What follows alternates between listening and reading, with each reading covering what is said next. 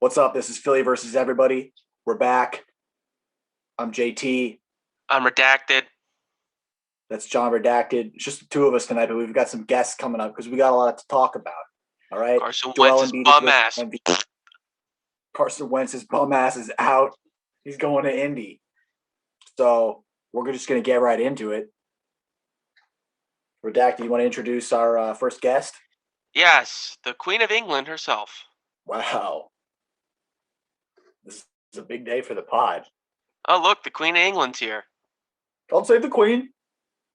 God save the Queen. You're bloody sideways, Queen. Oh, no, In it. I don't think she can hear us. We're having technical difficulties. Well, this is standard operating procedure for the British. Oi! They can't do anything right. Yeah. Definitely not dental care. Can't hear you, Bree. Fix your bloody audio. Titty Town. I would have said that if she could hear me. I don't care. Now I can hear you guys.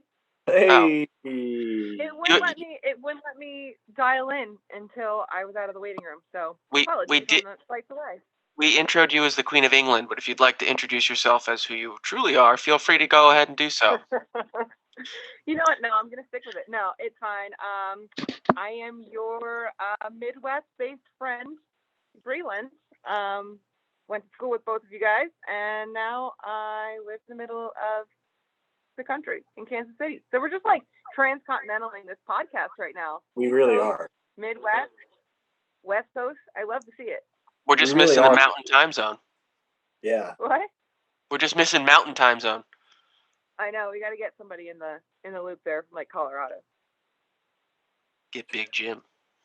Well, really, I think it is important that we discuss at least an outside idea of what you do for work because it's relevant to recent sports events, namely the total failure of the Kansas City Chiefs to go up for the Super Bowl, score a touchdown. Yeah, it was bad. So I am a sports anchor and reporter at the CBS affiliate in Kansas City, and it was so sad because we thought that was going to be a great day for us on TV.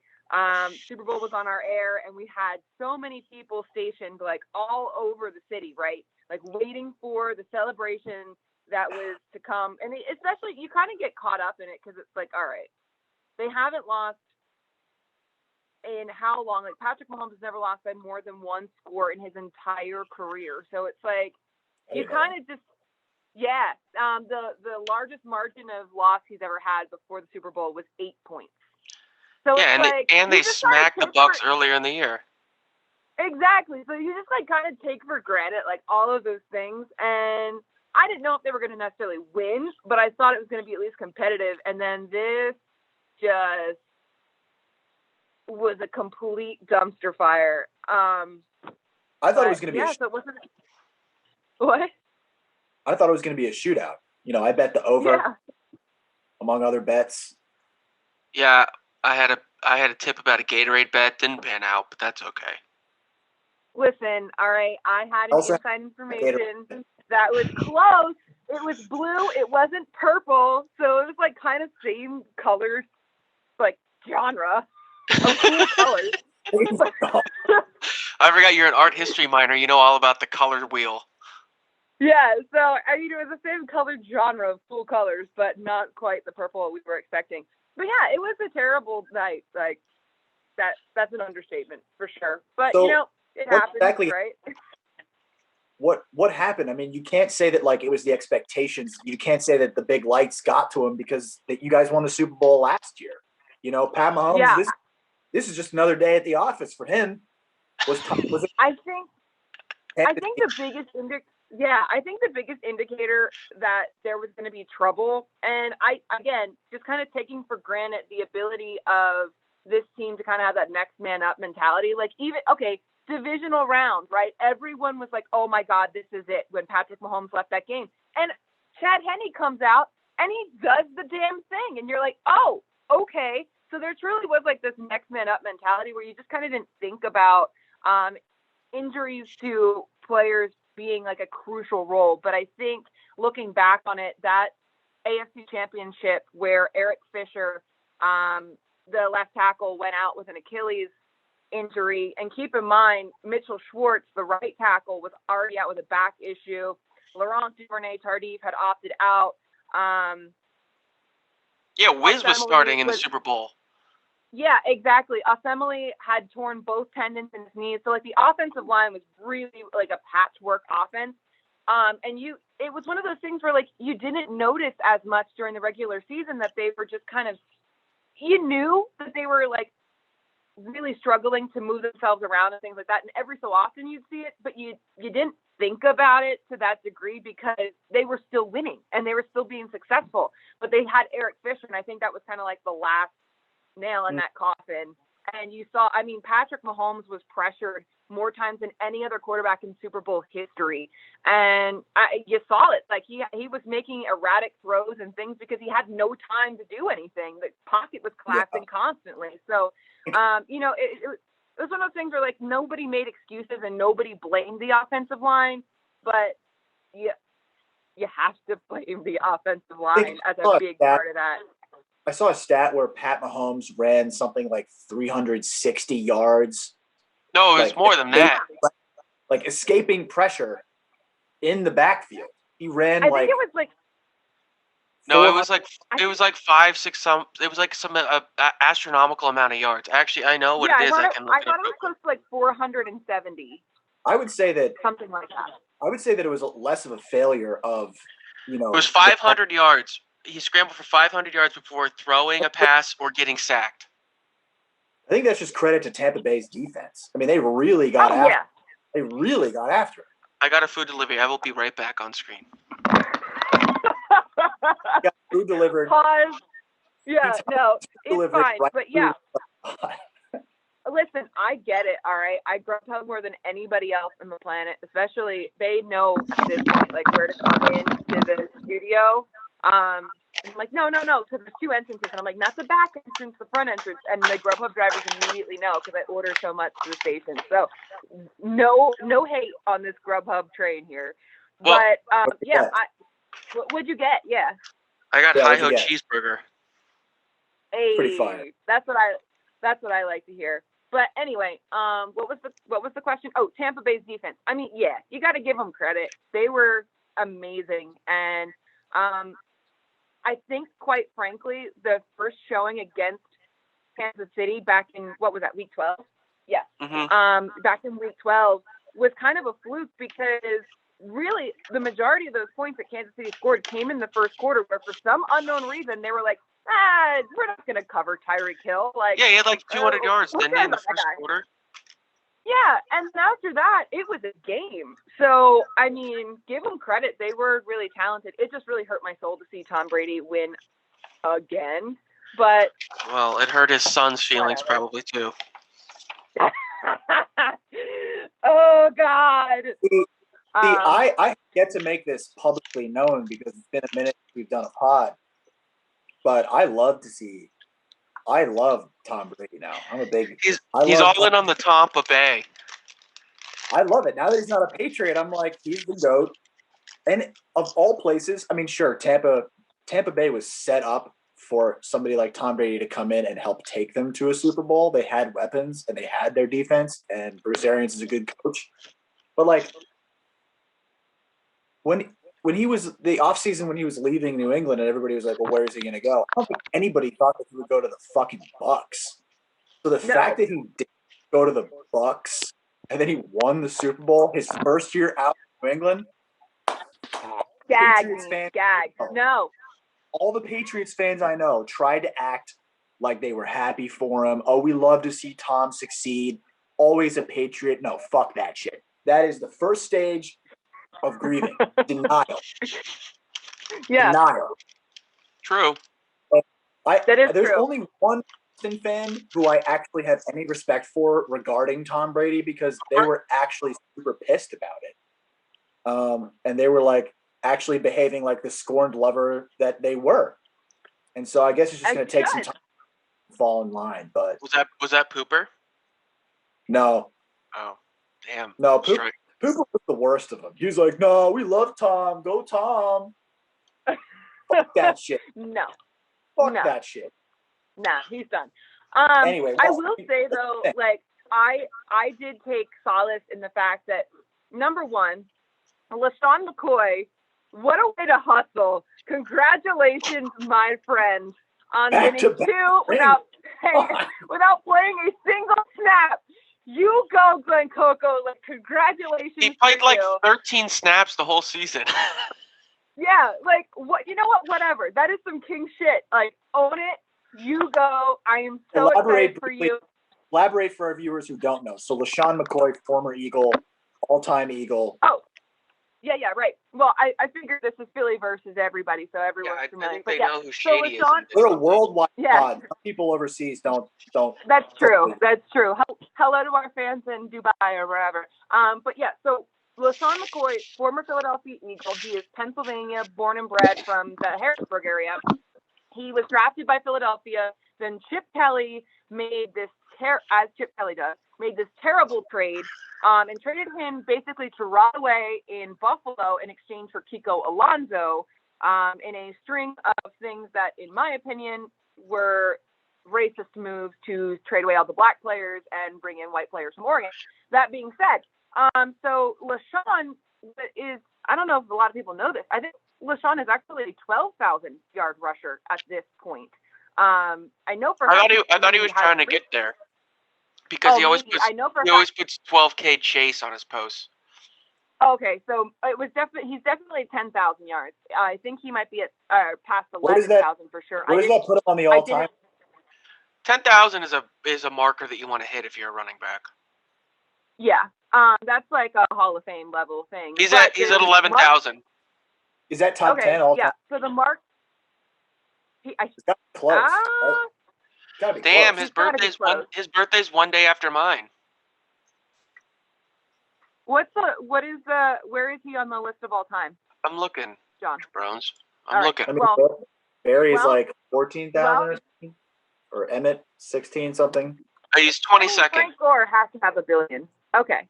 Frank Gore's third. Frank Gore has 16,000 rushing yards. Yeah, because exactly Frank Gore has been playing for a century. That's why. Frank Gore better retire now because I want him to stop at 16,000 flat. I need Frank Gore because you know that his son is in college at this point. Yeah, Frank Gore Jr. His son has the capability of playing in the league with his dad. I need to see this.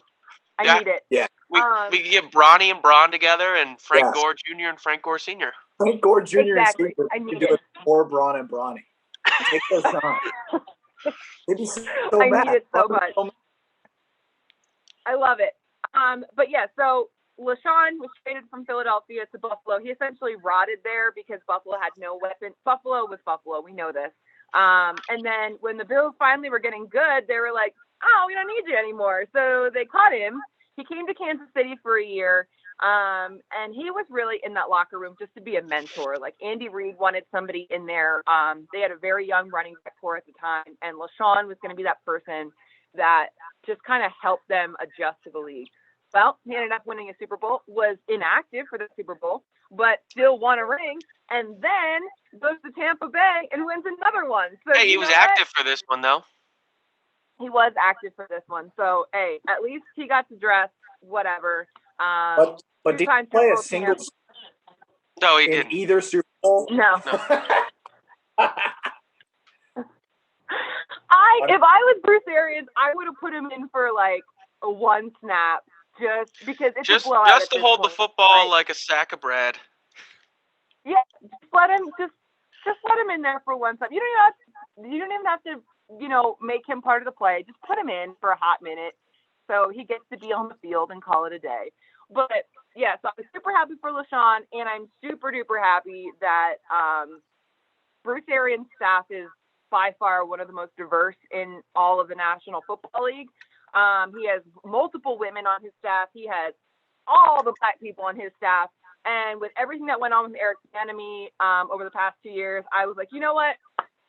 I am so excited for two former Temple head coaches, but also this display of like minority talent, because people are just so hesitant to hire anybody but your typical white dude. That was really exciting for me. But yeah, I was obviously a little bummed that Kansas City performed the way that they performed, because that was embarrassing. Hey, at least you didn't have to go to the COVID convention. Yeah, that's true.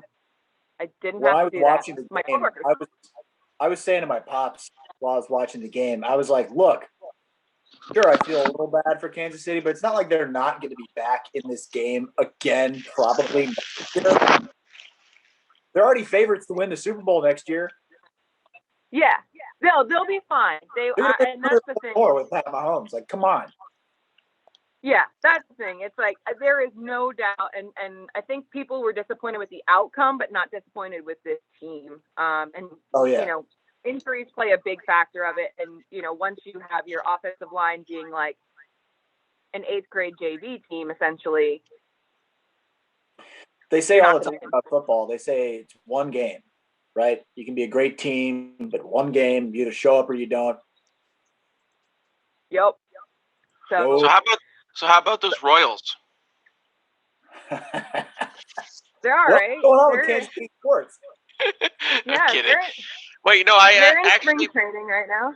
Actually, one thing I do want an update on is both of your weather situations. As I was taking a nice bike ride today in 65 and no clouds out. How you guys hanging in? It's not bad. It's above freezing. Can't complain. Yeah, but your heat keeps going out.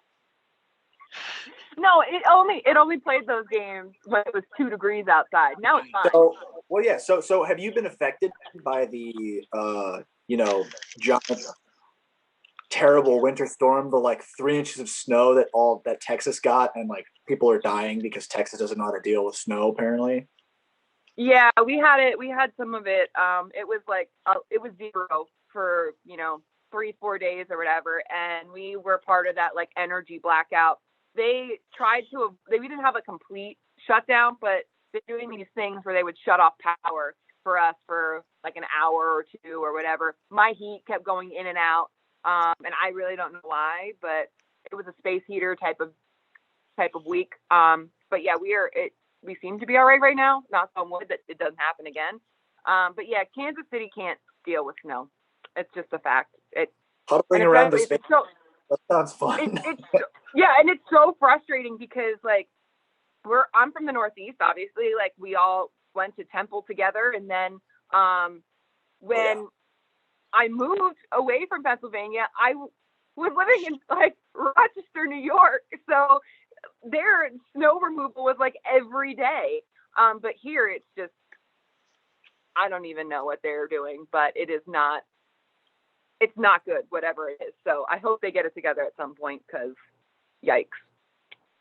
How about you? What's going on with you? He's got feet of snow. Yeah? I mean, of course, the winter that I choose to live in Pennsylvania for the first time in 6 years is the year that we get like a record amount of snow. I mean, it snowed a foot, and then it snowed another 8 inches, and then it snowed like 2.5 feet, and then we just got another 8 inches 2 days ago. Dude, my lower back is killing me. Like I gotta go to the chiropractor or something. I'm fucking. You got a good assortment of shovels there, though. At least you can like kind of alter it up. My dad owns a snowblower that I used to use in high school. Okay, and it like, you should have seen us. The two of us were out there in the garage. The carburetor needed to be replaced. We had the replacement carburetor, but there was like a fuel injection issue. We're spilling gasoline all over the floor of the garage. Oh my God. Trying to start this thing. Couldn't get it. Spent literally like 3-4 hours trying to fix this snowblower. And then we were like, all right, I guess we got to break our backs and just fucking do this. Man, that's atrocious. Los Angeles. I've never shoveled snow in my life. Ever? Okay, John. Never? Didn't snow so much in Washington that we ever had to shovel the snow out of our driveway or anything. Ever shoveled snow? Mm-mm. Well, it's like the dad in Calvin and Hobbes says, shoveling snow builds character. It's also doesn't. dangerous. You can get a heart attack doing it. I have read that. Yeah, it's bad news bears. Fuck snow. Yeah. 05 snow. Fuck it forever. Yeah. Listen, as long as I don't have to clean it up, I'm fine with it. I have people to do that, so we don't do that. Oh! Ooh, right. That's for the help. That's for the help, yes. Yeah, that's for the help. AKA the people in the apartment complex. Royalty. I do not shovel my own snow. Oh, why would I ever do something like that? Whose Temple jersey is that hanging behind you? Leaf Buck? It's mine. Oh, Hooter? No. Yeah, it's mine. It's my Hooter jersey. No. Oh, right. It is You not were Hooter. Wyatt. Huh? You were a Hooter. Yes. Yes, I was. Doesn't know this. They don't know this about you. You were the mascot. You were the Hooter, the Temple Owl. Yes. Yes, I was. And I have a bobblehead of myself. My conceitedness is really just coming out here on my desk. I have a bobblehead of myself. It's not like they put your face inside the Hooter thing on the bobblehead at least. Okay, yeah, but it's still me, all right? Yeah, I know it's you. But it's not the most conceited. I know that it's You know it's you. No. Yeah. But yeah, so those are How's Temple basketball? They suck. Can we not? Yeah, they're Can bad. we just not talk about that? R.I.P. a legend, John Chaney. It gives me great pride, though, cool. that, oh, yeah, pour one out for sure. I'm working, so I can't pour anything out, but I will a little bit later if you ask me. But, yeah, I take solace in the fact that Temple doesn't have, like, the worst record of a team that I cover because Kansas State is just absolute booty this year. So, I take solace in that it's okay. I could be Kansas State. I also did. I love Mizzou being ranked and then losing back-to-back games immediately. Yeah, back-to-back games. It was 3 in a row, but they won today, so they're all right. Oh, Wichita State is in the lead of the AAC. Yeah, they have been like the past 2 years, haven't they? Go Shockers! They're pretty good. UCF is bad. USF is bad. Cincy's only 500. Yeah. Well, everybody had COVID problems too, so. Right. Yeah. Well, so my West Virginia Buccaneers came back from down 19 today against the Texas Longhorns and won. Yeah. They won good, tough, gritty basketball. They got they shot like is something West like Virginia ranked this year? Who's that?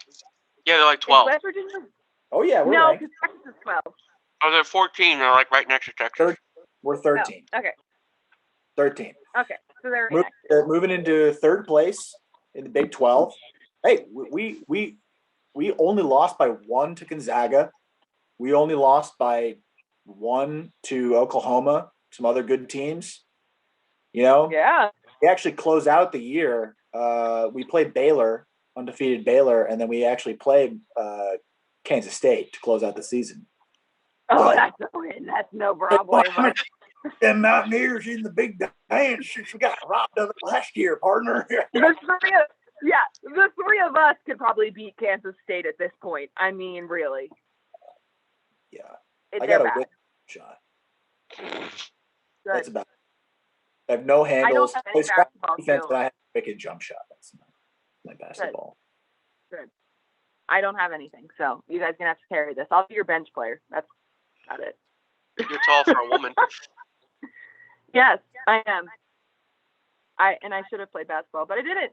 So that's my parents' fault, and that's why I'm not a WNBA star. I blame them. I blame them on my failures of life. Yes. This has now turned into a therapy session. Yeah. I know. When did it start? It all started when I didn't play basketball. Well, Breland, before we wrap it up with you, would you like to offer any thoughts on what's happening with the Philadelphia Eagles? That's a hot mess. Yeah. Like, I mean, I mean, from outsider perspective, when I immediately saw that they drafted Jalen Hurts, I was like, what a message does that send? Good God. Like, it's different because a lot of people were like, well, the Packers, We're a QB factory. Yeah, it's like, oh, well, the Packers, they also picked a quarterback and they have a solid starter. And I'm like, that's different. And like I said, I was like, it's different.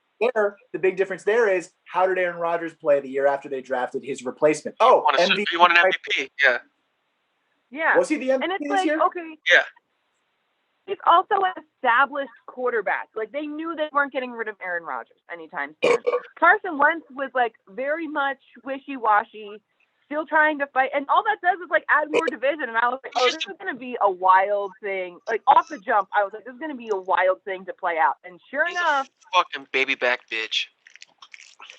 Dude, I agree with you. When we drafted him, I was like, this is not the end. Obviously, there was like the controversy surrounding in the days after the draft. Like, what the fuck was Howie doing using a second round pick on a quarterback when we just signed our franchise quarterback to an extension? Yeah. But I had no idea that the shit show would grow to become the current shit show. Like, it really exceeded my wildest expectations. And I'm here for it. And like this is my point, and this is, I think, the difference between successful teams and the Philadelphia Eagles. And like, yeah, they won a Super Bowl recently, but like, look at them now. They are a hot mess. And your quarterback situation. So like, look at your successful young quarterback, Patrick Mahomes. Who does he have backing him up? Chad Henne and Matt Moore. Who does Josh Allen have backing him up? Matt Barkley. He's never going to play. Yeah, exactly. Never going to play. Baker Mayfield. All of these guys have people who are never going to play behind them. So there's no quarterback controversy. There's no carousel. There's nothing. It's, this is our starter, and here is our backup who is here legitimately just to support. It doesn't create any sort of chaos that goes on in that room, because a non-confident quarterback like Carson honestly probably doesn't have a lot of confidence. He's constantly injured. You know the saga. So Prince Harry looking ass bitch. Quarterback, yeah, draft another quarterback that with that much talent, it only just causes more dissonance. And I'm like, man, I knew it was going to be a disaster. I didn't realize how big it was going to be. So basically, how we all feel about it. That's how we all feel. Now we can just sit and watch it play out and hope for the best, and hopefully we don't have to jump off the Ben Franklin Bridge. That's all. Right. Doug Peterson won a Super Bowl before Andy Reid. That's my final thought on the matter. He sure did. He did? And the Sixers are going to win the finals this year.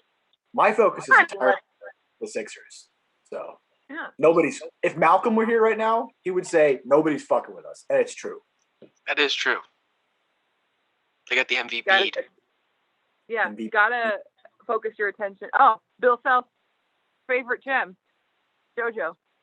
Yeah. But yeah, you gotta focus your energy on something not football, because you could just be angry for the rest of your life there. I'm okay with that. I'm ready to be angry. We won a Super Bowl. Yeah. Greatest professional football game ever played. That's why you can't like Tom now, because you beat Tom. Like, now you're all in on Tom? No. I'm not all in on Tom. I'm not all in on Tom. I was just happy to succeed because fuck Patriots fans. Fuck the entire city of Boston. Burn it to also, he's atrocious. He's a terrible person, in my opinion. He's a MAGA fuck. Watching me say all these things, and then my next market will be Tampa. And he's still very much there. But yeah, no, I don't appreciate the way that he acts after he loses. And, as John alluded to earlier, the son thing is weird. And he's MAGA. So, it's just a little much for me. So I don't think and Giselle being like, oh, we have to let other people win sometimes. Did she really? She said that to her kids. Mm-hmm. After the Eagles. She said that to her children. Daddy has to let other people win sometimes. I was like, you guys can go all of y'all can go to hell. So that's why I don't like Tom Brady. You fucking lost, bro. Dad didn't let anyone win. Dad fumbled Lost. fourth quarter of the Super Bowl. Yeah. After 505 passing yards. Dad and then didn't act like catch a a big touchdown. baby about it. Yeah. No, look, there's I no didn't question. I don't like that energy. 2017, 2018 me is still fuck Tom Brady. Absolutely. I'm just happy to see him not be a Patriot anymore. Really. I'm just happy to see him not as a Patriot. Yeah. We got That's JT's take. He's anti-patriot. The Pats finished third in the AFC East. You can be both, dog. Love to see it. The Bills own that division. Imagine being a Pats Hate to fan, see that. owning your division for literally 20 years. They won, I think, 17 out of 20 division titles, the Pats. And now they finished, 7-9? Behind the Dolphins and behind the Bills. You'll love to see it. Love to see it. Give me good Dolphins. Give me good. I'm here for the Bills, too. Give me forever suffering Bills, though. Redacted, I know you don't. Let's have the Bills return to 4 straight Super Bowls and lose all of them. I love that. No, their fans are the worst. They need to lose. They need to be. No, I don't disagree. Breland, you need to maybe this before we let you go. You need to decide this. Redacted hates the Bills. I feel some kind of crazy Philly energy. Like I think there's some synergy there between our fan bases. They love jumping onto folding tables. We love beating the shit out of opponents' fans at the link and like turning over cop cars. I don't know. What do you think? No, there's definitely some similarities between the fan bases, and I think the reason why there's Bills hate is because the same reason why there's Eagles fans hate, right? Like very similar type mentalities and like very aggressive, like weirdo behavior sometimes that there doesn't need to be, especially online.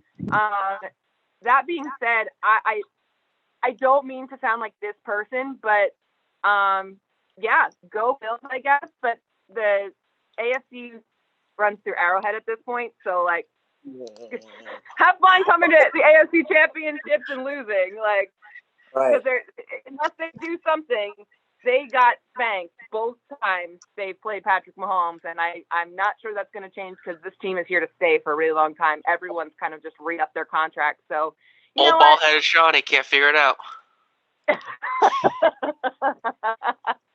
We'll see if he can. Who knows? Well, now that the flag has firmly been planted, Breland, thank you for joining us. Anytime. On Philly versus everybody. Baby. All right. Have a good evening show. Thank you. I will try my best. Bye-bye. Goodbye. Bye-bye. Always fun talking to Breland. Yeah. I'm watching this Lakers Heat game. This is while we're doing this. The Heat are winning. Really? It's good for the anti-LeBron MVP case. Well, AD's out. Is our next guest in the lobby? He just entered the waiting room. I mean, You can't plan that. You can't time it any better than that. That's pretty good. So I guess we should dial him up, huh? Yeah. Bring on old Joe. Big Joe, Joko. Yeah, Joko. Been on the pod before. But not on the video pod. Not on the video pod. Joko. Like Roko. Oh. Let's go. Joe has a curse where every jersey he buys, that player either leaves or in one unfortunate case died. That's true. I only owned one jersey for which they still play for the fucking city. Yeah, we went over this a little bit last time I was on. Yeah. I added one more to the collection. This is going to be the last time we ever look at this thing. Yeah. Yeah, because that's not one like DJX where you can still wear it. See, the thing with my DJX jersey, again, into my jersey curse, I gave it away. I gave it away before he came back. And then he came back. And then he left. So well, you can wear the shady one at least. I don't want to. He's gone. Like, who cares? Yeah, I know, but people like shady. I wear the Stuart Bradley one sometimes. It's fun. The Brad Beef Stew one. Yeah, the Brad Beef.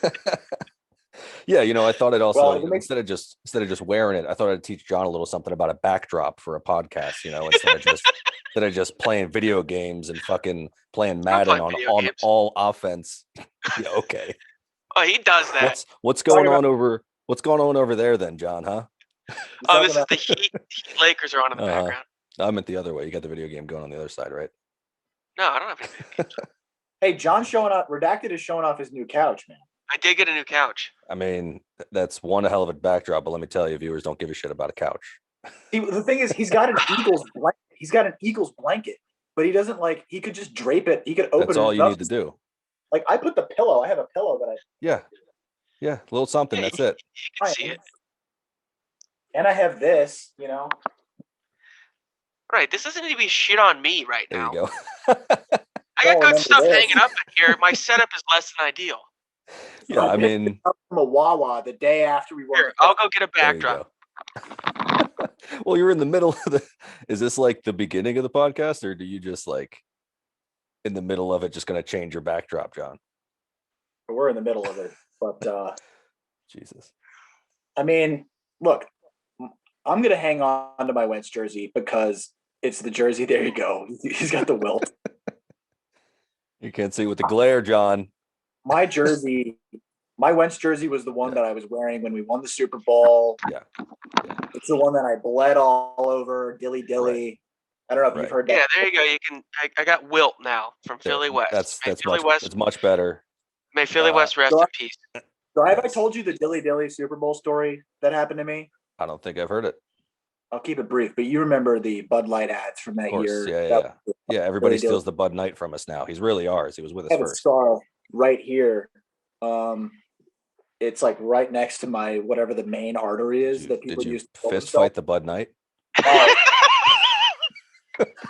I wish. I was climbing a greased pole. I don't remember any of this. Of course you were, as you do. And one of those like little signs was probably like a snow evacuation. Definitely a no parking sign.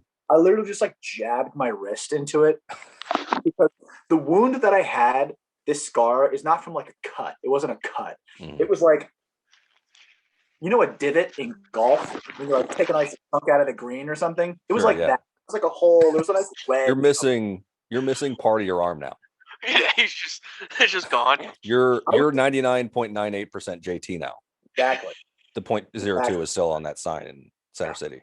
That was broad and I don't know, Vine or something. I don't know. It wasn't that far north, but fucking anyway. Yeah. Well, I didn't feel it because I was so hyped up on adrenaline and victory and glory. But I hopped down off the sign and I'm literally bleed. I'm full on. I had other cuts on my hands and shit, so I'm bleeding all over. Just wiping blood all over everybody like this girl runs. Oh my God, you're bleeding. Oh my God, wash out your wound. And she takes my wrist and pours a Bud Light, not just beer, but a Bud Light into my wound and then goes dilly. Fucking right. Runs off. Yeah. City of scumbags. And that is the moment that I remember. We won the Super Bowl. I ran out in the middle of Broad Street and spiked a Yingling in the ground. Yeah. And then I don't remember the rest of the night, except the moment when this girl washed out my wound and said, "They did." And I was like, I mean, look, it's 4.5% alcohol, so it definitely didn't clean it out. But if somebody's gonna put anything on that day, it was gonna be that free Bud Light they were throwing around the city. Is it really 4.5? I feel like that's a lot for a Bud Light. It might be 4. I don't know. It's probably less. Let's see what my Coors Light is. Basically piss water. Bud Light's not a sponsor for you guys, right? No, they have yet to sponsor. No, Modelo's our only beer sponsor. Oh, Modelo, right. Modelo's you guys are LA. Coors Light is a 4.2. Well, JT, aren't you back in the city of scumbags? Allen. Aren't you back in the what do you call it? Town of Allen. The fuck around and find out Hall of Fame city? Absolutely. So we getting Yingling as one of the sponsors now? I mean, Modelo's that LA shit. Down. Everybody knows. I'm saying Yeah, when are you gonna hook up the Tasty Cake sponsorship? Right. We need some crimpets. Yep. Yeah. A-Treat. John loves his butterscotch crimpets. Yeah. Always has. A-Treat cream soda. What do you know about that? Brass rail. I mean, yeah. Well, Joe, tell us. We're gonna talk about the Wentz trade. Let's talk about the Wentz. I mean, let's do it. I mean, let's get into it. Last time I was on, we talked about this was like week 5. Traded to the Colts for a baggage. Somewhere then. Yeah. I mean, look, I don't think he's going to be bad. I don't want him to be bad.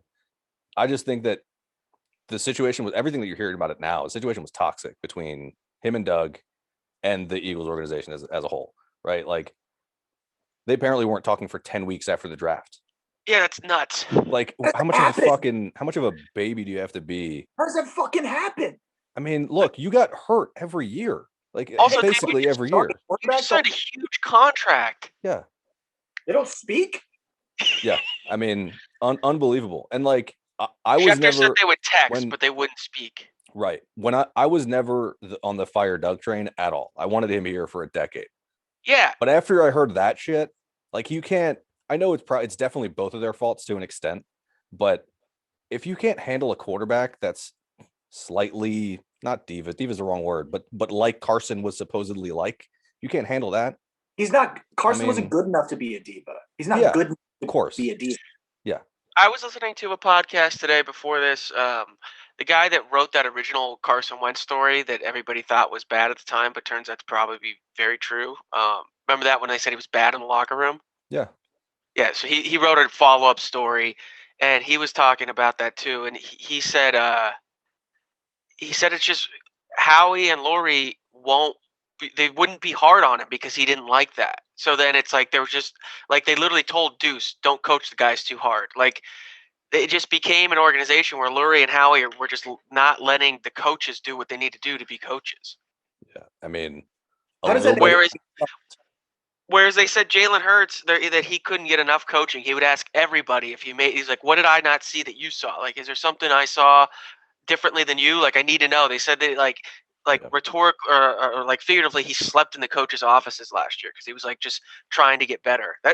That's who you want, not a guy that's afraid to go against somebody. I mean, at the same time, you also want somebody that can play at the level that Carson played in his second year. But mentally, yes, you want that for sure.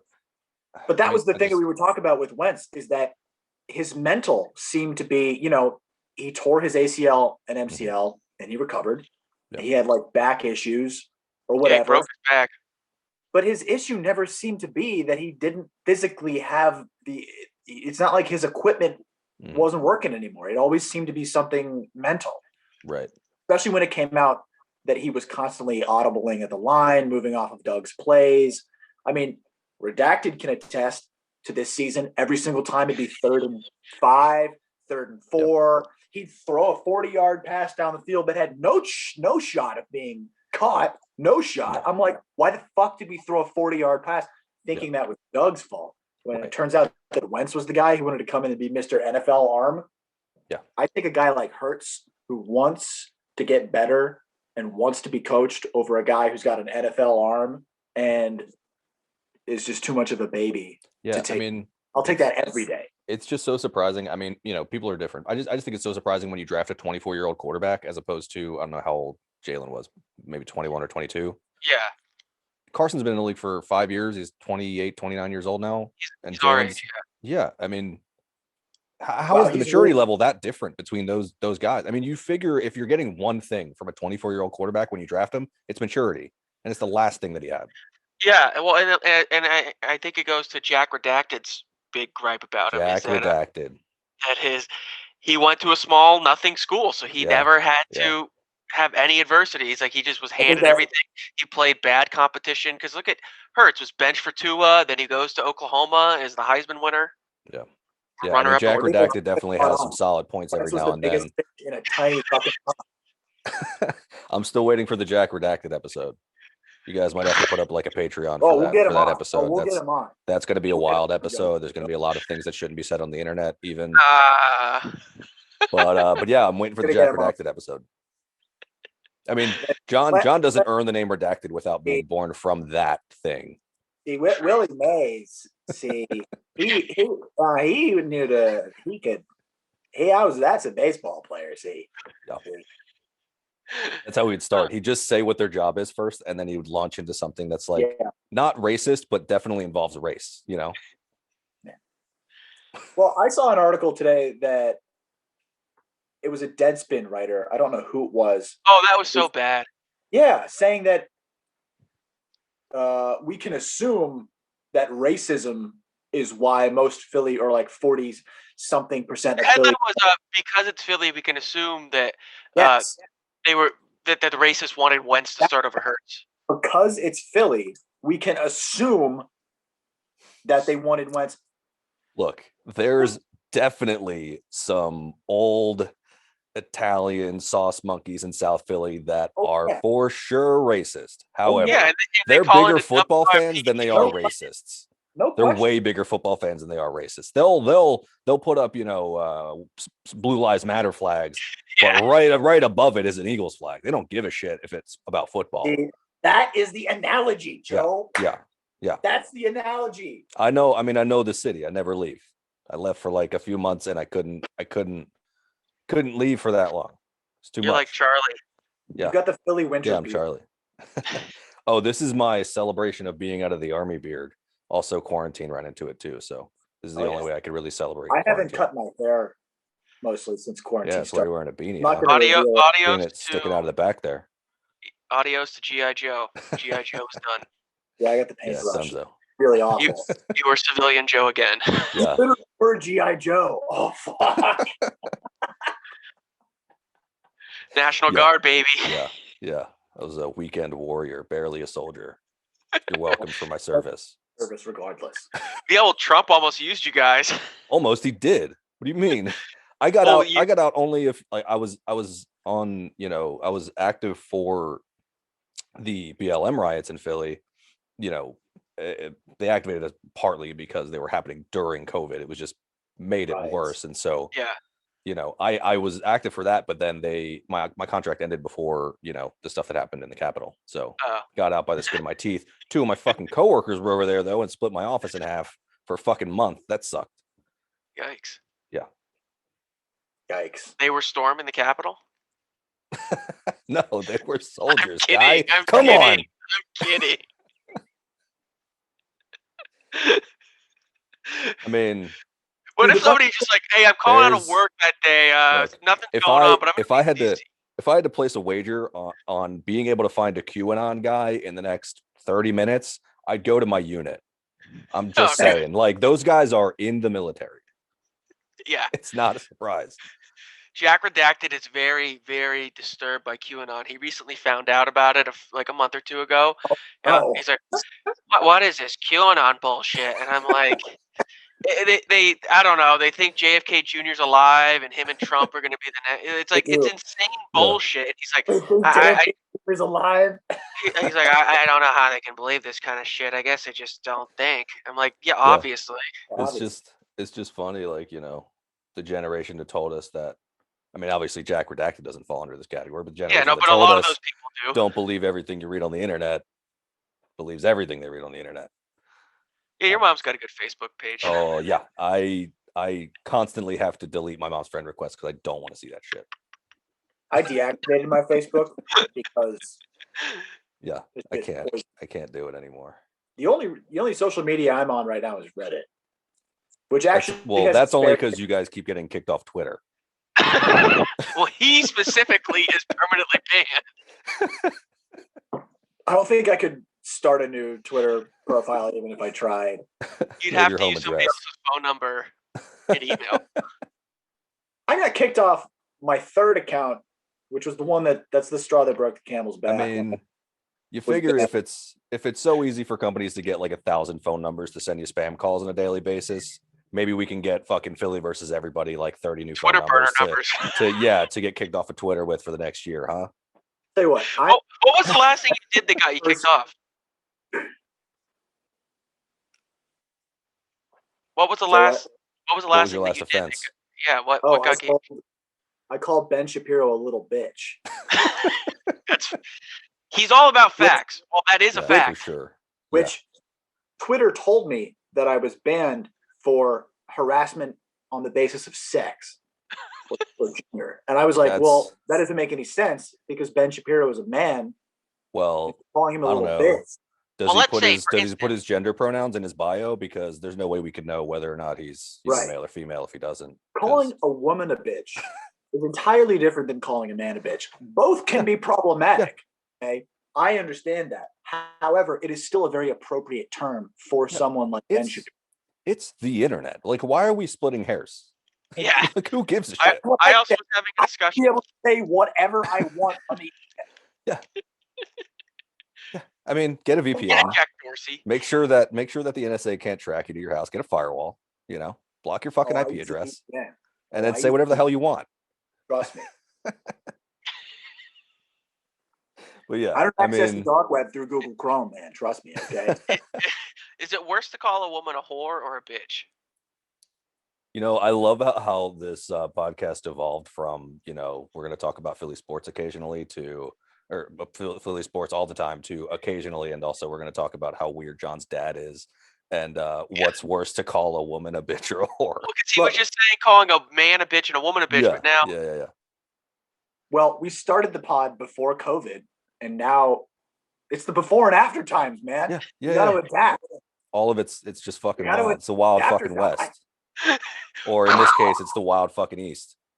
Honestly, I'm still in the West. I think they're both equally terrible. Yeah. I would expect the same reaction from a woman if I called her either of those names. So I'm not really sure if they're. Yeah, I think the biggest reaction is the see you next Tuesday one, but why is what it is. I've never gotten that. Go to Scotland. Everybody go to Scotland, go to England, go to fucking Europe. Right. They use cunt like it's fucking. Like it's fuck,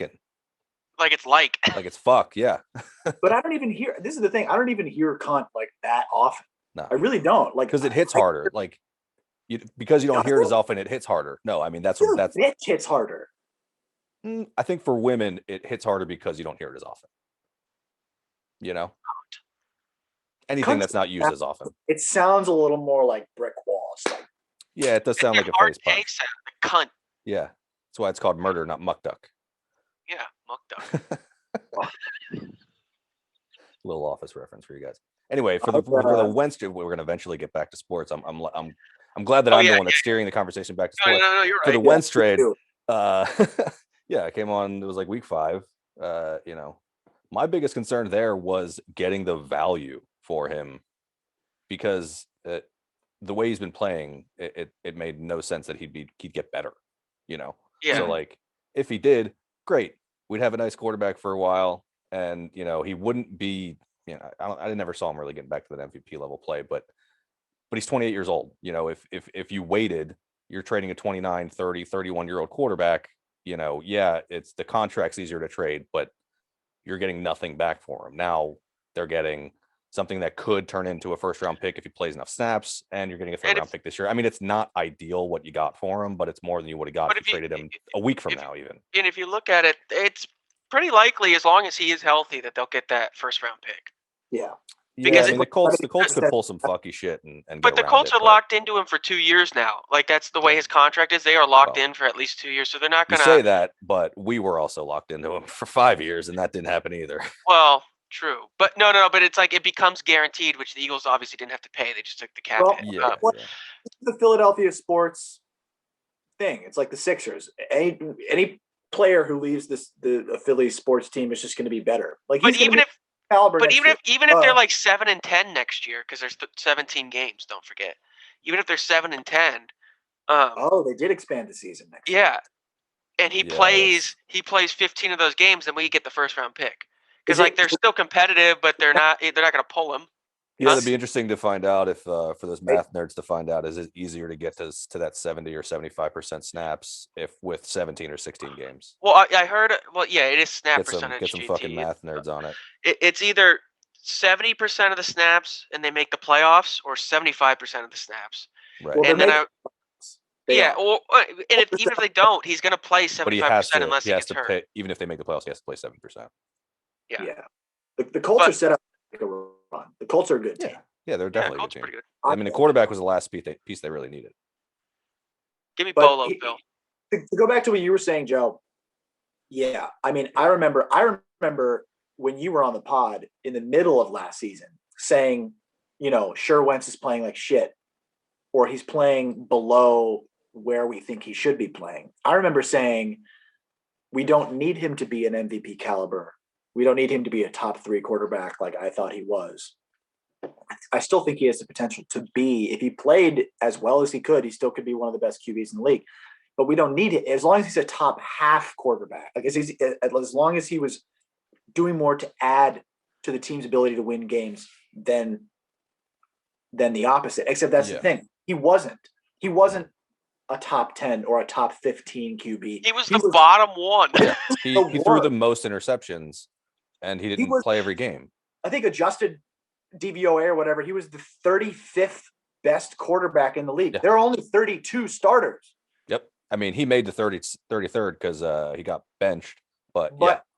How did he manage to be that bad? I don't know. But he also threw. And if you probably go back and look at all the history of the best quarterbacks that have been benched, they probably ranked below the top 32nd quarterback in that case. Here's the question. Do we draft a quarterback? And before you answer, I just want to color this. I'm going to add a little context. It was reported that we're going to add some competition for Jalen Hurts in the offseason, but also think about who this is. Jeffrey Lurie thinks franchise quarterback and coach are the 2 most important things to winning a Super Bowl. Think about the history going back 20 years of this franchise, right? We invested in Donovan McNabb. Even before his career with us was done, we were invested in Kevin Kolb. We were invested in Mike Vick. We put all our chips behind Carson Wentz. I think that the franchise would rather maybe have 2 maybes, than 0 for sure guys. So do we love to get Fields? It's definitely obvious that they'd rather have 2 maybes. It's definitely obvious they'd rather have 2 maybes. If Justin Fields is available. Yeah. Because the Dolphins are at what, 2? The Dolphins are at 2, but they have 2. The Jets are at 2. Whatever. The Dolphins are before us, but are they going to take a QB? The Dolphins were good this year. No, but they have 2 of them. Are they going to take a QB when they have 2 already? I mean, I don't know. Well, they might trade for Deshaun. I guess my question is, to me, it seems like a certainty that we draft a quarterback. I don't think it's a certainty. I think it just depends on how the chips fall. Yeah, I mean, so much can happen with quarterback between now and next season for like 5 teams in the league. Because after the draft, there'll be less. If quarterbacks aren't traded that we think are on the market, if they aren't traded by draft day, there's still going to be people moving up until the beginning of next season. So yeah, I think they're going to go like Tyrod or Jacoby Brissett type backup guy, and have that be the competition. Do like what they did in Miami with somebody that Sirianni's comfortable with. Yeah, and then because he's worked with both those guys, and then somebody that or I think he did with Tyrod. He definitely did with Brissett, but and then do the thing they could do in Miami that it's like, oh, Hurts doesn't have it today. Let's put in the other guy and see maybe if he can spark it, like what they did with Fitzpatrick. Mm-hmm. And if Hurts isn't the guy, then maybe you drafted Jamar Chase or something, and then you get the quarterback the next year. There's always quarterbacks every year. Yeah.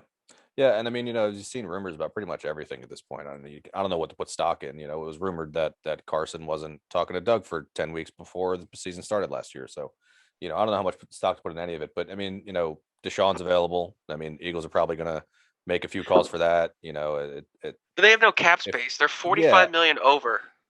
Yeah, there's a lot they can do to clear some space. They already released Deshaun Jackson and. They're going to release Malik Jackson and trade Ertz. We still don't know if Kelsey's going to be back. That will clear up about I think it was 10. Why are you going to come back if you're him? You're going to get your shit beat up for a bad team? I don't know. I mean, what is he, like 33? Yeah, 33, he's 34. Not young, and he's got a young daughter. Yeah. She's like 2. But he's not that old. He doesn't. The guy's been talking about. Kelsey's been relatively healthy over the last few seasons. There was a great story that. Yeah. There was a great story that Bo Wolf wrote last year, or maybe 2 years ago, about like what Kelsey has to go through to game day. He plays, but he gets his shit rocked every week. He's in constant pain. Offensive line, like it's the most brutalized position on the field, and he's an undersized center. Yeah, yeah. I always hear that. Oh, he's undersized in his position. He is. All that matters to me is that he gave the greatest speech at the Super Bowl. No disrespect to Concrete, but Kelsey's the best center the team's ever had. Yeah, Yeah, for sure. Well, I mean, yeah, Kelsey. The best thing Kelsey ever Concrete did is the best linebacker, but Kelsey the best two-way player the Eagles ever had. Well, So Concrete's one of the best players ever. Well, there's no debating Concrete. Right. Concrete is Concrete. But Kelsey also has that, like, he's literally going to put 100% into every play of the game. Yeah. Yeah. So, every Philly fan's going to be sad to see him go. There's going to be a handful that are mad at him for it. But, like, you can't – I don't get that. Like, the booed Andrew Luck when he left Indy, when he decided to retire because of, injury after injury and stuff. Kelsey's probably not in that same boat when it comes to injuries. Maybe he is. Offensive linemen probably cover up those injuries more than any other position in the league. But Kelsey was big. He was close. He was one of the most vocal supporters of Wentz. Given how the whole Wentz thing ended, Kelsey probably looks around and says, "This isn't the same team I played for the last few years." Yeah. Well, also they're gonna suck, and he's old. So why go through it one more time? Like if they were gonna win, sure. Are they gonna suck? Probably. Are they? Yeah, probably. We haven't drafted yet. What if we get Devontae? Yeah, but Howie's drafting, so does it matter? What if Howie drafts Devontae? Yeah, what if Howie does something good? Yeah, that's a good what if. Danny Watkins. Yeah. Jalen Reagor was injured last season. He's not going to be good. They should have just picked Justin Jefferson. He's so good. They should have picked. Not Arcega-Whiteside. They should have picked DK Metcalf. Yeah. I mean, the what ifs game, it can go on forever with this team, especially with Howie drafting. But I don't think we're going to be terrible. How many games did we win last season? 4? I mean, it wasn't a lot. It was like 4 or 5, right? They tied one because they tied. They tied one. We won 4 games. 11-1. We only won 4 games, and we were in the ball game for the division until week 16. Our division's terrible. We're never going to win a Super Bowl at 7-9. No, but here's the thing. Win the division. Win the division. This is what we were saying last season. Win the division, home playoff game, and then one game at a time. Yeah. Going into a playoff run, I really don't want this to be our strategy, But that was it in 2017, Yeah, but that team also was the best team in the league. They were the best. They were the best defense in the league by a lot. And Nick Foles, he had an MVP quarterback who got injured. Nick Foles caught some magic at the end of that season, and we had the best defense in the league. Nick Foles is only good with one team. And the best coach. Yeah, and the best coach for that season. Yeah, he was the best coach. Bill Belichick in that Super Bowl. Yep. Do not make any mistake about that. Yeah, I hope Doug goes to another team and wins another Super Bowl. I want Doug to be the first guy to win a Super Bowl with 2 teams. Going back to what you said earlier, Joe, about the Doug thing, mid-season, I waffled. I was on and off, but I wasn't happy with Doug Peterson. But now that everything has come out, now that all the dirty laundry has been aired. It's a real shame. I don't know, because you have to look at it. You have to look at it the same way that he handled Carson. Granted, he didn't draft the quarterback. He didn't draft Jalen Wentz and put them in that situation. But also, he didn't help all the power either. Yeah, sure. He was being Howie didn't. They didn't grant him a lot of. Howie and Lurie saw their Super Bowl winning coach as just. We talked about this before. Howie and Lurie definitely see themselves as the super genius. Butt buddy, done once. We are the Eagles, and it's no, Doug is the guy. And it's just difficult because from the ownership perspective, you're seeing Carson playing as well as he was to start, and then he keeps getting hurt, so you have to draft a quarterback. But and so that was obvious. It should have been obvious to Doug that was going to happen. When it happened, he should have been like, okay, I need to find a way to figure out to make Carson feel the way he needs to be. To be competing at the level he was before, and he didn't do that. Now, like I said before, I wanted Doug to coach here for another decade after he won a Super Bowl and more. But he really should have. But but it was plain when he was calling plays. He had the same weaknesses Andy did early on, aside from time management. He leaned too heavily on the pass. He didn't run the ball enough consistently to set up that pass game. He outcoached himself. Yeah, he did that, which Andy was guilty of a lot over 14 Andy did that all the time. Yeah. It's Doug also was better at challenges.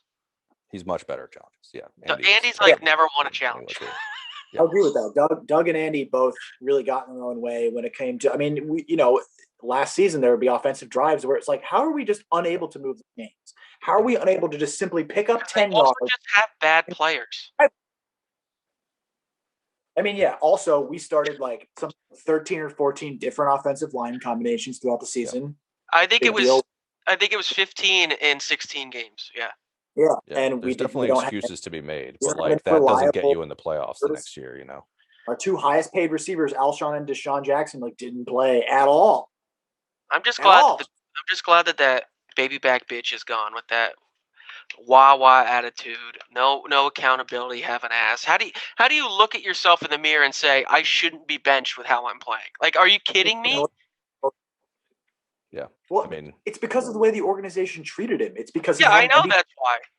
He won the Super Bowl with his help, even though he didn't play in the playoffs. But they traded him. They put all the faith they could have. I know, and then they gave him a huge contract. There's like no pleasing this guy. But I think they put too much faith in him. They put too much faith in him. That's clearly not obvious because they took it back and he had a fucking fit.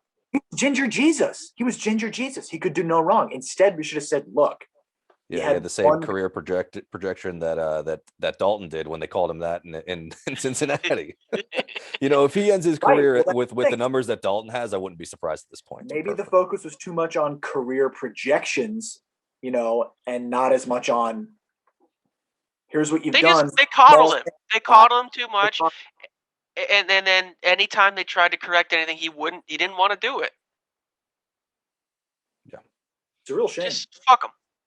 Yeah, I mean, like, well, you know, I also have an Ertz jersey that I bought last season, so great timing. He's catching the curse.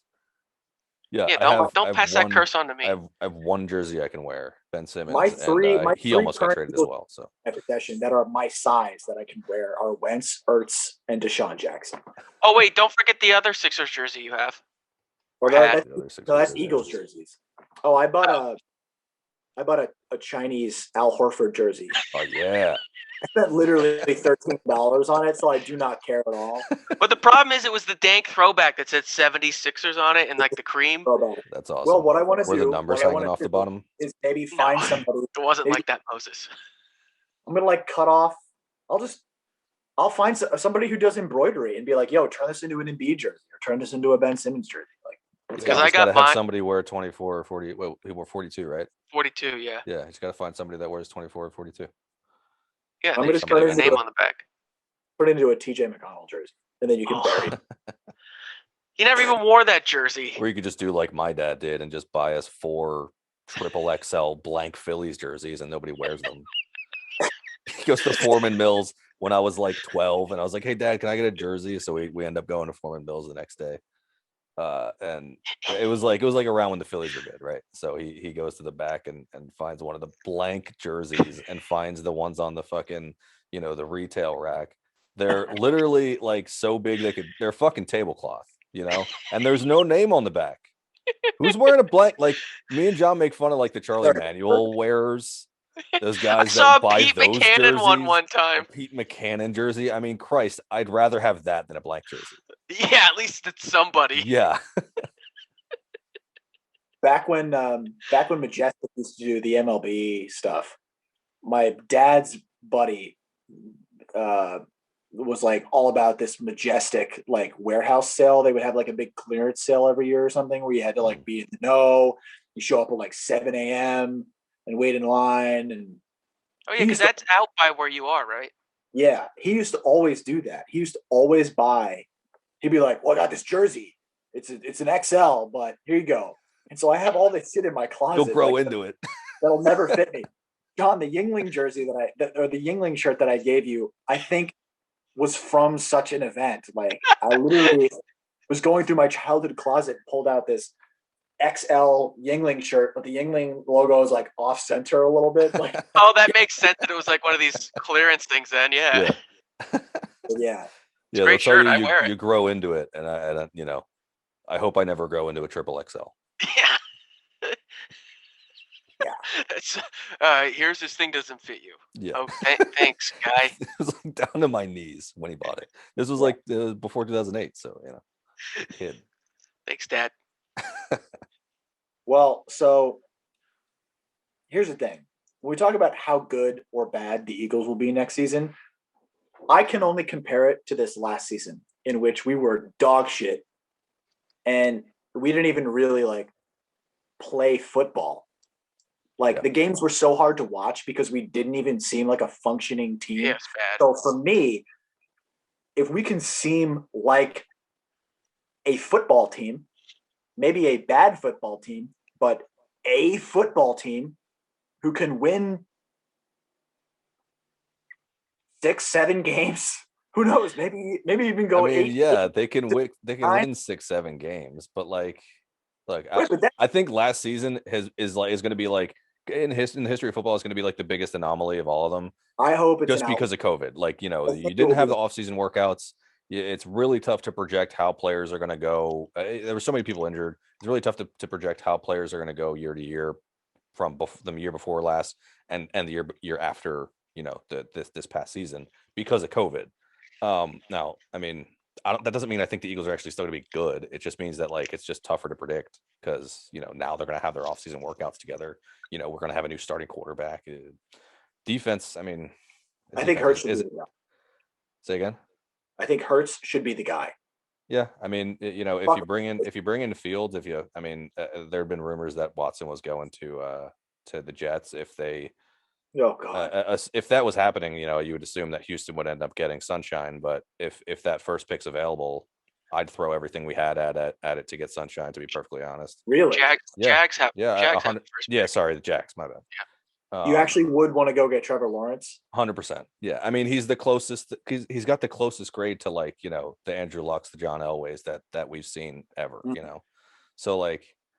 If you're going to start with a young quarterback, I'd rather it be somebody that has a pedigree that he has than Hurts. Because I'm no scouting expert, but everything that I've read is saying that Fields and what's his face from BYU are both better prospects than Hurts was. But Hurts has played NFL football, and everybody keeps pointing. The only thing that anybody seems to say as a negative about Hurts being the starter is he only completed 52% of his passes. And I'm like, you would too if you had that wide receiving core.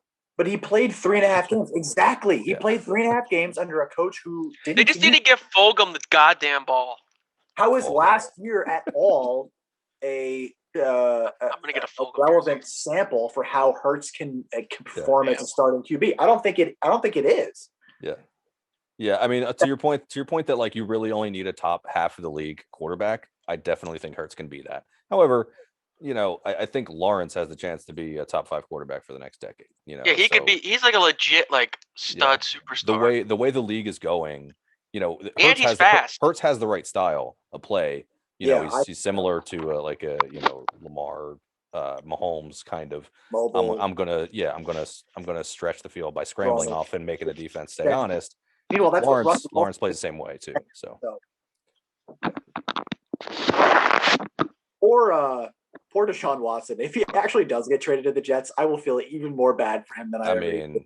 He's probably stopping that trade to the Jets if it happens, right? Yeah, he's got. I would retire before I joined the Jets. Literally. Sure. Who's their coach? Did they have Robert Saleh, the guy from? Oh yeah, that's right. He's not a bad coach. But I mean, I don't know. If I'm him, I'm saying nope. Pick somebody else. Get less. Try again. Yeah.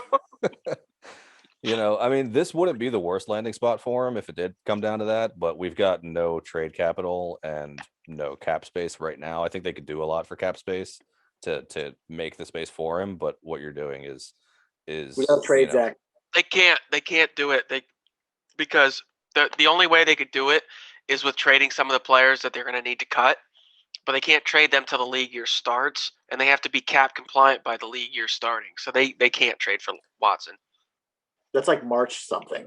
Yeah, 13th. there's no way you can clear a lot of cap space with I think it's the June 6th cuts, and you can do 2 of those. It's the June 1st, and it's already going to be Alshon and Malik Jackson. Yeah, but I mean between the 2 of them, that's like $30 million on the cap. Yeah, I know, but they would need to dump more than that because they need to dump like Ertz's contract, but they can't trade him until the league year starts, and keeping him will be tough to stay cap compliant. They have to redo contracts too, like give Fletcher Cox another year with more money. And well, I mean, as much as we hate Howie, the one thing he actually is good at is the numbers game. Granted, he got us into this shitty dead cap situation, but he's also really good at restructuring contracts and doesn't get enough credit for it. Well, All right. let's hope. It's all remained to be seen stuff at this point. Wentz is no longer a Philadelphia Eagle, so it's the Wild West at this point. But you know what? Yep. You know who is the chosen son of the city? Nick Foley and Dynamite. Nope. Joel MVP. Joel MVP Bede. Oh yeah. Yep. Dropping 50. First player since Iverson. Yep. Do you think he missed that last free throw just so he was at 50 and not 51? With my OCD, I would do that. Probably. I don't know if he did it. A nice even 50 burger just feels so much better. It feels better. Yeah. It's not like it was like to get to 55. That's fine. If he doesn't get the MVP, I mean, if he keeps up this level of play for the whole season and doesn't get MVP, it's like when it's honestly like when Wentz lost to Brady because Brady had the 7th best year of his career as a 42-year-old or something. Yeah. I mean, it's. I mean, our record with and without him is just so plainly obvious that he's an MVP. He's the definition of an MVP. You can't win with. Not that you can't win. It's you're so much better with him. Yeah, our team plus he's the minus best defensive player in the points league. Differential. Yeah, and Ben doesn't get enough credit for that either. I think they only have one loss when they both play. When the starting lineup plays, they have one loss at all. Yeah. We're just offensively, our efficiency is so much better. It's the turnovers. So I mean, better scoring. Joe has been like notably better against the double team, and so the turnover numbers are down. Oh yeah, like again, we've said this before about the comparison between Embiid and Ben. Like Embiid has taken the things in his game that used to be a problem, like passing out of the double team, and he's gotten significantly better. Ben's like, nah, I'm just gonna keep doing what I do. Except here's the thing: Ben has also played better. Like Ben, he has, He's playing like a defensive player of the year candidate. And that game against the Jazz with like the 42 points. But what they need is somebody better than Danny Green starting. Yes, Danny Green is not playing like a starter right now. He's not. No. And they need Shake to be healthy because they need another ball handler because Seth Curry cannot be your backup point guard. We need another perimeter ball handler or shot creator. I think we make a move for like a George Hill or something before the deadline. JJ was rumored to be on the trade block. I don't know if he wants to come back here after the shit he said on the internet about the Sixers, but if it's a Danny Green and a couple pieces for JJ Redick, I mean, they might even just buy him out, which could be. I would love having JJ Redick back on the Sixers. I don't think it happens, but love him. They also need to trade Mike Scott because his contract's one of the only tradable pieces they have, and he sucks. How much does he make? He's on the mid-level exception. It's like $7 million or something like that, or $5 million. That's still too much for someone who doesn't do shit. He's a bench piece, and he's remember the Mike Scott hive? Remember that? Yeah, he was good that 1 year. Yeah, he wasn't even good that 1 year. He was good for like a stretch of like 30 games. Yeah, you're right. He was a competent 3-point shooter on a team that just needed somebody that. Yeah, because he was 3 for 7. He was 4 for 7 from 3. Yeah. For like. And then people got tattoos. He's still a competent 3-point shooter. He's just that's all. Bad at everything else. Yeah. If he plays longer than 20 minutes, he fouls out. I think a guy like Matisse Thybulle and what he brings to the defensive end is more valuable to the starting five than what Danny Green brings to the offense. Yeah, but Matisse too often is just an absolute zero on offense. Yeah. Because literally a zero on offense. Yeah, if you can put Matisse and Maxey in a blender, they'd be the perfect player. But unfortunately, we don't have that technology yet. Yeah. Josh Harris is working on it though. Yeah. Maxey's I think is still young and still has some stuff. He's still pretty raw. So he's got it reminds me of Lou Williams early on. Just like all offense, and he'll drop 30 any given night if he has enough time on the court. I just hope his mom's as cool as Lou Williams. I sat next to Lou Will's mom in a game once. Yes. But that's the thing. If we have Ben Simmons, if we have the most elite front court defender in the league, front and back. Then did I say front court? No, front and back court with Joel. Oh, right. Well, I mean, he can defend 1 through 5 at an elite level, but we'll see. I mean, the Sixers are fucking exciting. Not only are we the first team in the East, but like we handled the Jazz pretty well. We handled the Lakers. Yeah. That Lakers game was fucking convincing. I've never been the type that thinks really that coaches in the NBA or really in any sport make that much of a difference. But I mean, everyone, all of you guys are saying the same thing about Doc. Yeah, well, Doc this year, but in previous years, Brett Brown. Who should not be named. So it's right. I'm happy I forgot his name because yes, the difference is just so stark. It's ridiculous when they come out of timeouts now. You're getting a bucket every time. Yep. That didn't happen. I mean, the plays that he'd call last year out of timeouts were just mind-boggling.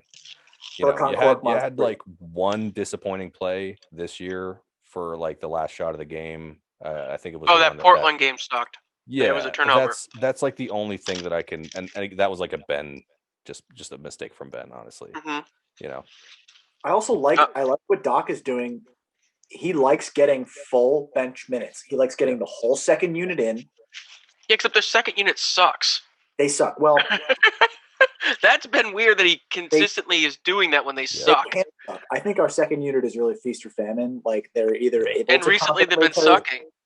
They've been recently famines. Right? I mean, we look like the worst of the process years. At our worst, we look like the 13-14 Sixers.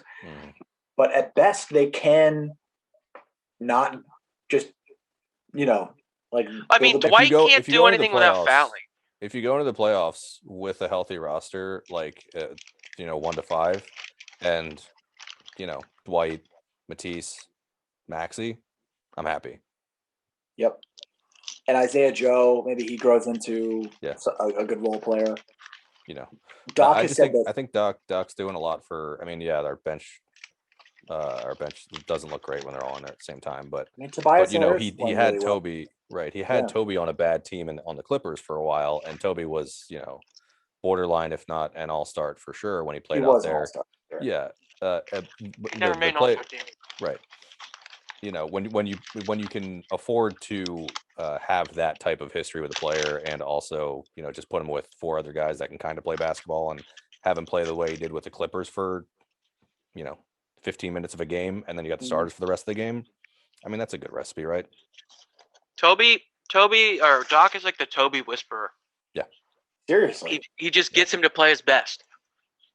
Because that's why we traded for him, because he was playing like a fucking stud, and then he was like just fine.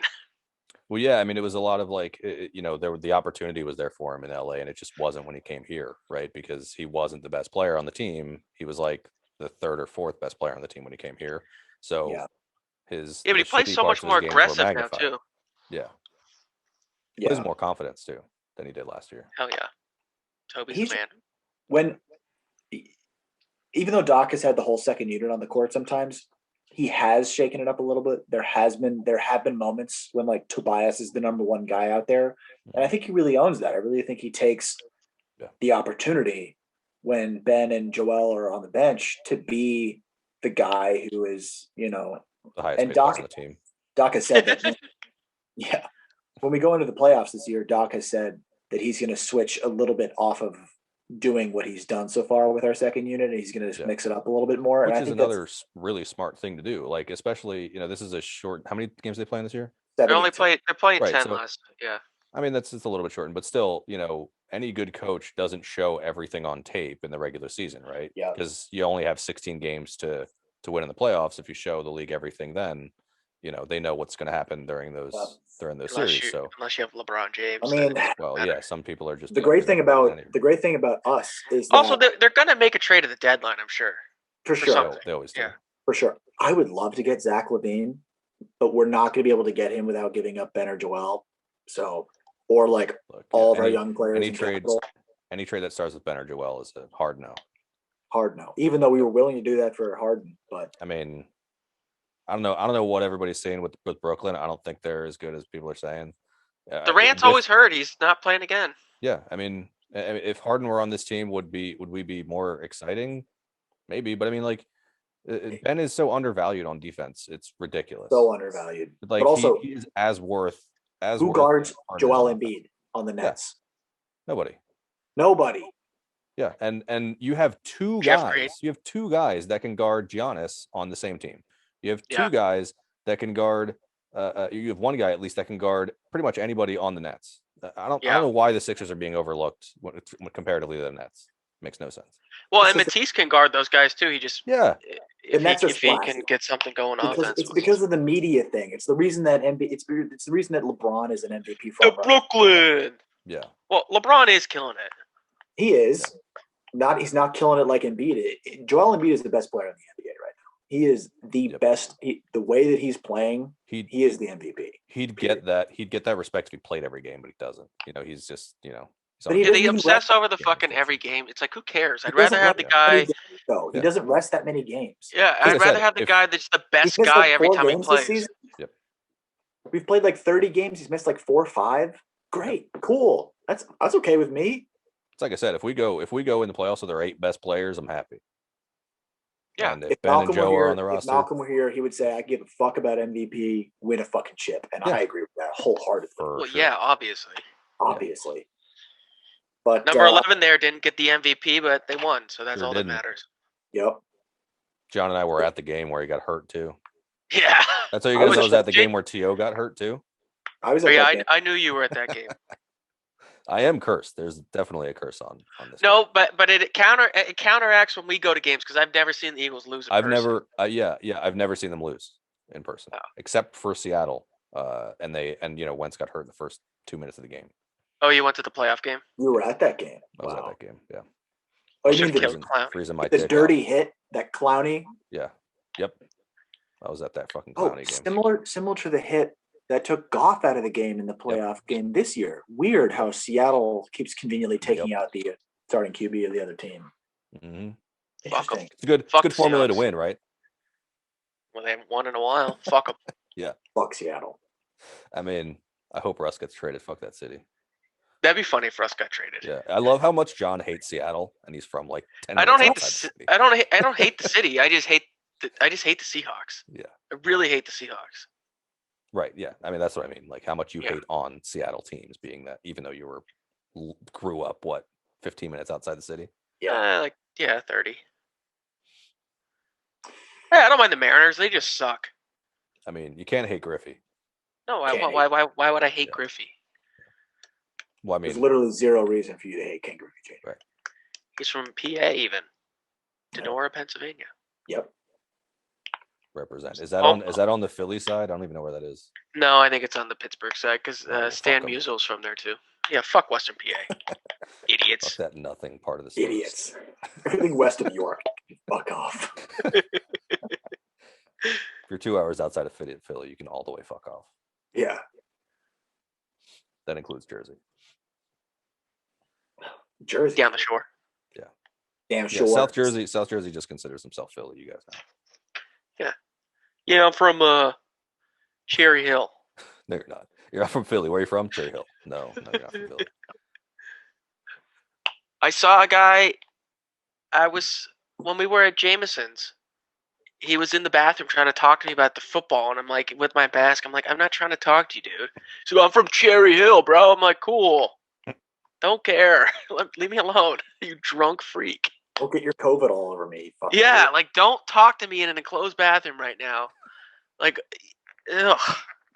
He's like, yeah. What do you think about the Wentz trade? I was like, or you think this was before they traded him?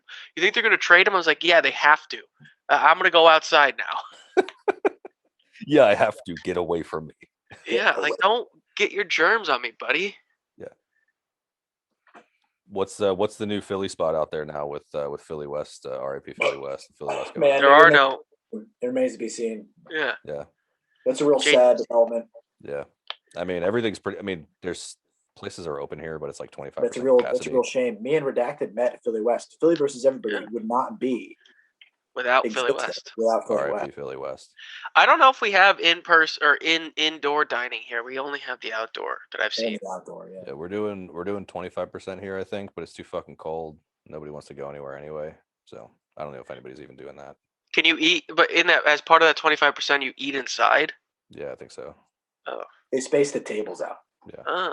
I mean, if you're going in there and somebody has COVID, everybody's getting it anyway. It doesn't matter. Yeah. 25%. Exactly. It doesn't matter. Yeah. You know, if you don't have like these new fancy, super expensive ventilation systems, it doesn't matter if it's only 25%. And I love how people like treat it like when you get to your table, there's some invisible force field around your fucking table that you can take. Yeah, I know. Off.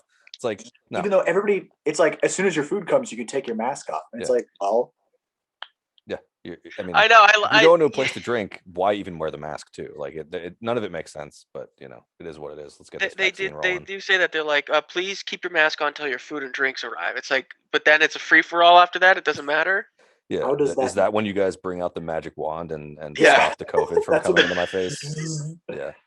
Anti-COVID force field. Only allowed at restaurants. And let's start poking people with this fucking vaccine already. That's all I'm saying. we're all supposed to get it by July. That's what Biden says. Well, Joe Biden also said he's giving us $2,000 checks, and we see how that's going. Well, now we know how dementia works. He forgets about a lot of shit. Hey, he's not our first. Reagan had it too. We're getting That's the 14 true. hundo. Reagan was also an actor, so Yeah. We're getting the 14 hundo. Yeah, we'll see. It should have been. He's missing 600 from that sum total there. He Look, told us $2,000 checks are going in the mail. I agree. I know you agree. Big Donnie got me 1,800. So Joe, you're gonna start out in the negative column already? Yeah. Come on. Yeah, you should come out ahead just from the gates, Joe. Right. You're gonna start Or strong. at least cancel the student debt as soon as Joe finished off his. Oh man, if he does National Guard. that 10K cancellation, Yeah, I give me am that haircut. debt-free, I baby. love that. Just do the 50,000, Joe. What does it hurt you? Yeah. It's not coming out of your pocket. Well, 50,000 has to go through Congress. 10 he can do on his own with an executive order. Well, just do $5,000-$10,000 executive. That's not how it works. I know. John Redacted for president 2020. There's a reason why he's redacted. They're just like Biden's like, all right, another 10,000 off the old student debt with this executive the thing order. is, he would do it like your grandma does it, where she gives you $50 for your birthday, and then she forgot that she gave you $50 for your birthday, and you just take it the next day. He just eliminates all debt everywhere. Yeah. Well, the credit card companies are charging too much. It's a mental game. After the 10K gets forgiven, everybody still keep going at him for that 10K forgiveness. Like, where was that? It already happened. He just does it 5 more times. What have you done for me lately, Joe? Yeah. Yeah, where's that $1,400 check? You didn't send one today. Yeah. Joe, I didn't get anything. So Robinette, make with the money. Robinette. Hey, there's 2 Pennsylvanians in the White House. Well, surely are. At 1600 Pennsylvania Avenue. Yeah. Hopefully the vaccine actually fucking works, and these variants they keep talking about, which are going to become the dominant strain in the U.S. Mm-hmm.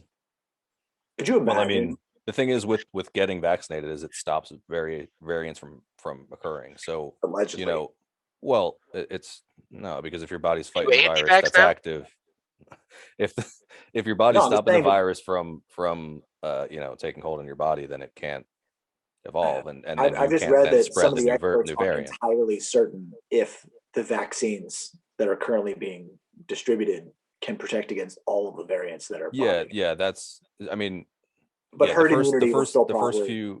The first few strains have been known to be, the vaccines have been known to be good against the first few strains. But the longer we go without vaccinating the planet, the more variants that'll come out, and that's the whole point of vaccine. Yeah, that's like why you're supposed to get the flu shot too. It's like, well, we're guessing it's this strain this year. It might not be, but at least you will get less sick and get less people sick. Well, but if you're not infected with the virus, you don't then create Just a poke, you don't poke me create with a that variant. stick. Just do it. Just poke me. Just poke all of us. Just there's Even if there's nothing in there, just start giving people stab wounds. I want to go get raging drunk at a bar. Yeah. Look, my house is probably going to be destroyed like the week after the vaccine happens, because there's going to be stupid amounts of people in my house. If you're still in the city of scumbags, you got to invite JT, John, get the fuck out here. I don't know what you're waiting for. Well, I mean, it is not really a great time to be traveling to and fro. Tell JT that. He knows where to go. He could drive there. You don't have a car? Don't you have your grandma's car? I'm going to drive from Santa Monica. Yeah, I did it. I did it. Yeah, JT I did it the other way. Yeah, so what's the problem? You already did it. I work during the week. What am I supposed to do? Takes a fucking time off, John. I'm talking about after the vaccine's out. I should drive. Oh, after the vaccine, yeah. I should drive the truck out there. I'm talking about right now. Drive the truck? No, we do not want to do that. With the no AC. All right, dude. That was a real terrible time. That was a real formative time for our friendship. The fact that we are still friends after doing that really says a lot about it. the underlying bonds. You guys driving a truck without AC for how long? From Portland to LA. Total of 16 hours. Fuck's sakes. When was this? Like what time of year? In September, like a week before Oregon was burning to the ground too. Except it was still 105 degrees. Was it still hot in Portland? Yeah, it was so hot. Fuck, dude. And then my dad gave me his old truck, but the AC didn't work, so we had the windows open the whole time. So JT, you're familiar with the John gets mad at you and doesn't talk to you for 5 minutes and then forgets that he's mad at you thing? How many times did that happen on the drive? I don't forget I'm mad. I just get over it. That's what it is. It just acts like it didn't happen. We were both so miserable that like we couldn't get mad at each other because we were already so mad at just the circumstance. I guess that's preferable. Maybe if you live with John, you get it. You guys live together? Yeah, we lived together in college for 3 years. Oh, fuck. Yeah. Well, I used to always joke during COVID when we lived in the same city that Redacted and I were like roommates who just didn't live together. Yeah, we would go to one or the other person's house every day and then just go to sleep in our own home. Huh? One of us would call each other around 6:30, 7 o'clock and be like, what are you doing tonight? And it's like, nothing. It's like, I can drink beer. All right. Are you coming here to drink beer and smoke weed, or am I going to your place to drink beer and smoke weed? Look, all I know is the next time I do come out to LA, which probably will happen after the vaccine, for a weekend, John, you better not be fucking passed out high. I won't fucking land. I won't do that again. Did he tell you about the time I came last time? I don't think he mentioned. He came out here for the Eagles-Rams game where Wentz tore his knee, but we had our Tennis Channel holiday. I don't even know what time I landed. It was probably like you landed like 11 o'clock at night or something. It wasn't that late. It was like 9 or 10. Okay. 9 or 10 is like 11 o'clock. You might be asleep, but 9 or 10 you're fucking awake. You're an adult. But we had a Tennis Channel holiday party, and I was just ripping this dude's vape pen, and then I was also drinking. So I got home and I laid down, and I was like, I'm gonna lay down for 5 minutes, and I fell asleep and just was like out. And then Joe called me like 68 times, sent me a billion messages, like tried to communicate with me in any way he could. I went to a fucking like another hotel that was like around the corner and just waited in their fucking lobby until John got back to me. He went to the Ocean Park Motel or whatever. Yeah. I had to tell the fucking person in the lobby like, oh, my friend's just an asshole and isn't answering his phone. So can I just sit on this 80-year-old chair for a while? And then he goes back to where my apartment is and happens to be sitting on like the stoop. Yeah, John didn't even respond, by the way. Wasn't awake. He never did. Dylan just happens to be doing his laundry. My old roommate comes out. Yeah, Dylon. And then Joe's like, yeah, my friend, I think he lives here. And he's like, said my name. And he's like, oh, yeah, he's asleep. So long story short, I woke up and my hair was just like, I was like so zooted. I was like, and then John bought me about $50 worth of legal substances purchased through a medical card to make it up for it. So this is before John. This is before I became. This is before that was his first time in Zoot Town or Bake Town. Not ever, but that, yeah.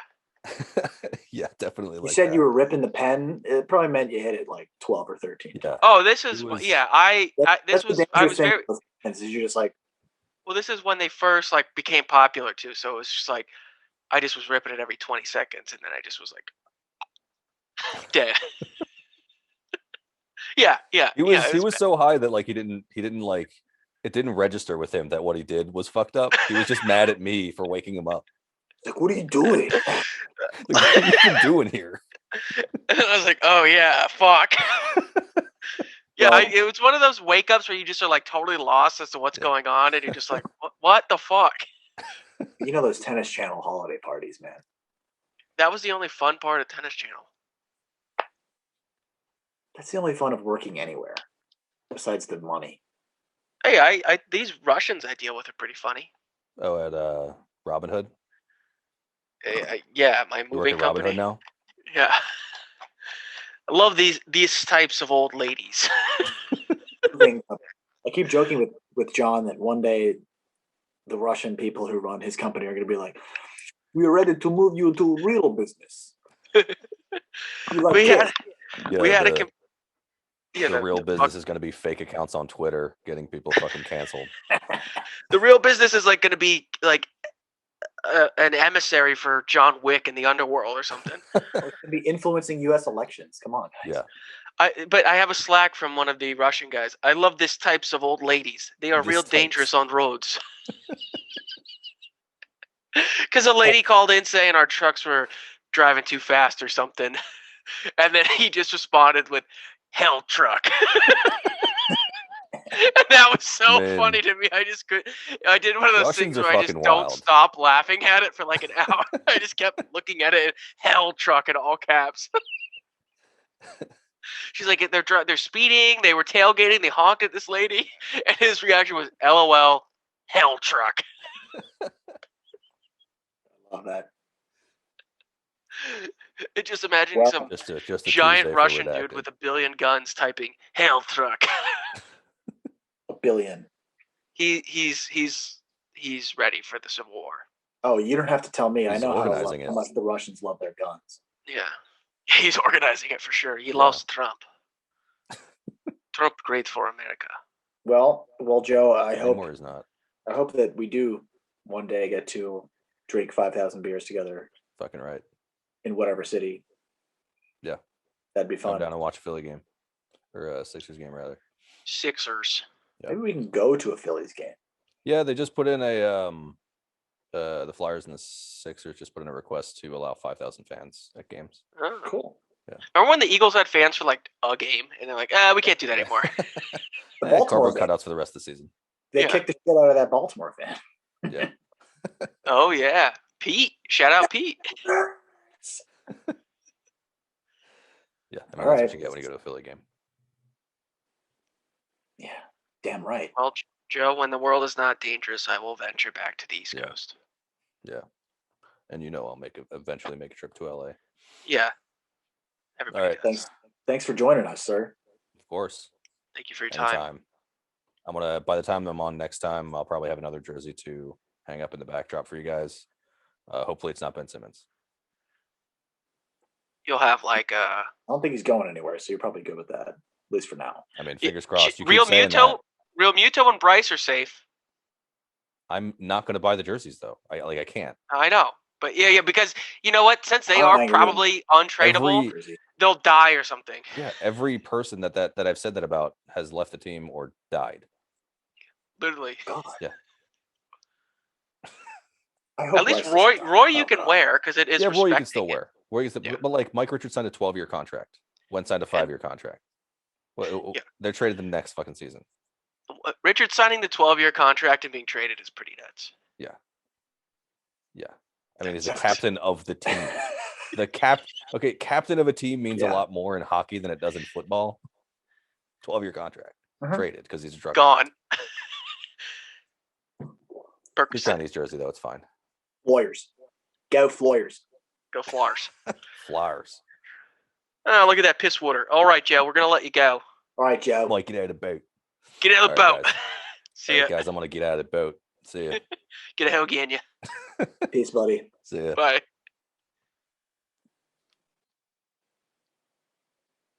Well, John? Do we have any final words? I'm glad, as I've said, that he's gone, that entitled, whiny bitch. I mean, I was a fan of his. I'm not going to play retroactive that I wasn't, but this season really showed just how mentally weak he is. And I don't want that guy on my team if he's going to act like that. So good riddance. He's a baby back bitch. Baby back bitch. And our quarterback didn't vote MAGA this time now, at least. I mean, do we know that Wentz voted for Trump? You can't connect those dots? Yeah. Jesus freak, South Dakota, Hunter. How disingenuous was his farewell thing? I hated that. That was, this is all part of God's plan. Dude, you requested the trade because you got benched for being ass. It was so, like, written by his publicist. It was so... And the thank you to Coach Peterson. It's like, you got him fired. I'm glad I could help bring a Lombardi trophy. It's like, but you didn't do shit in that game. Yeah, I'm not discrediting the season, but it's like you didn't really do anything except just be a bitch.